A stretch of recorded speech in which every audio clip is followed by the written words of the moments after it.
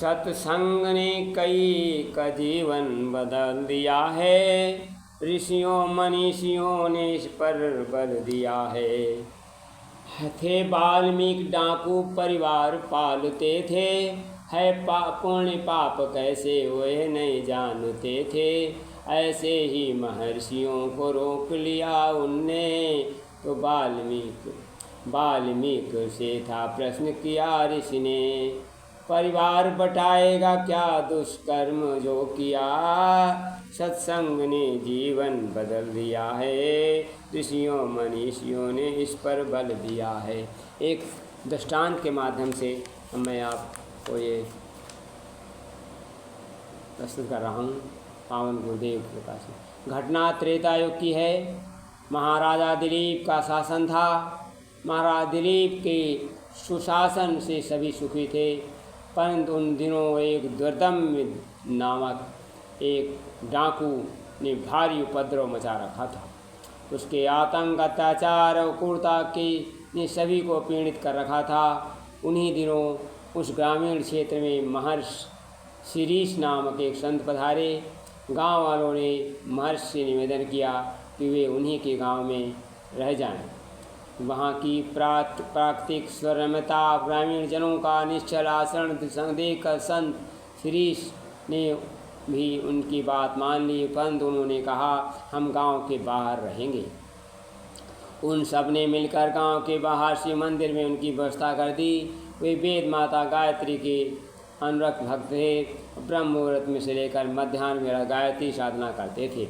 महर्षि के इस तपस्वी जीवन पर वो देख सभी आनंदित थे। ग्रामीण जन संत शिरीष के सत्संग से ही एक और जहाँ आनंदित थे, वहीं 10 दुर्दम्य की धमकियों से भयभीत थे। जब भी वे उनकी चर्चा उनसे करते तो वे कहकर चुप करा देते, आसक्ति जगन माता की कृपा पर भरोसा रखा। यह संतवाणी उन्हें आश्वस्त कर देती तो चिंता तो थी ही, फिर भी चिंता थी।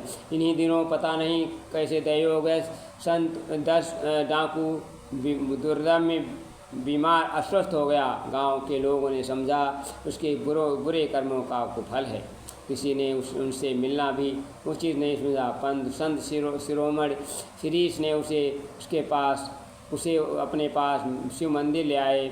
उसकी अहरनिश चलने वाली साधना वह सेवा साधना में जुड़ गई और आयुर्वेद ज्ञान से उसकी चिकित्सा भी करते रहे। स्वयं उसको भोजन पकाते। गांव वालों में से कोई भी उसके पास नहीं जाता था, क्योंकि दुर्दम्य के लिए मन में भारी आक्रोश था।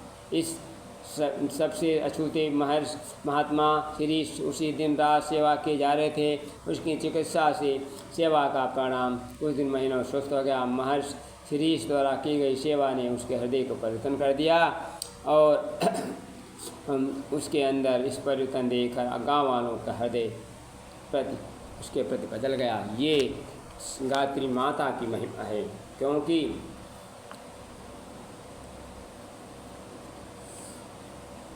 गायत्री माता दुख को सुख में बदले, रंग कमीर बनावे। गायत्री माता से ही गायत्री मन से लोग जगत में आज चांद तक जावें। इस तरह महात्मा कई उदाहरण हैं जिन्होंने गायत्री माता। मोहन ने बालपन में हरिश्चंद्र खेल देखा, बस खिंच गई हृदय में सत्य अटूट की रेखा। गांधी बने महात्मा सत्य को न छेड़ा, सत्याग्रही बने अनुगामी को मोड़ा। नाटक को देखकर जीवन बदल लिया। गायत्री माता की महिमा महान है। हम इस दृष्टांत के बारे में बताया। अच्छा लगे तो अपना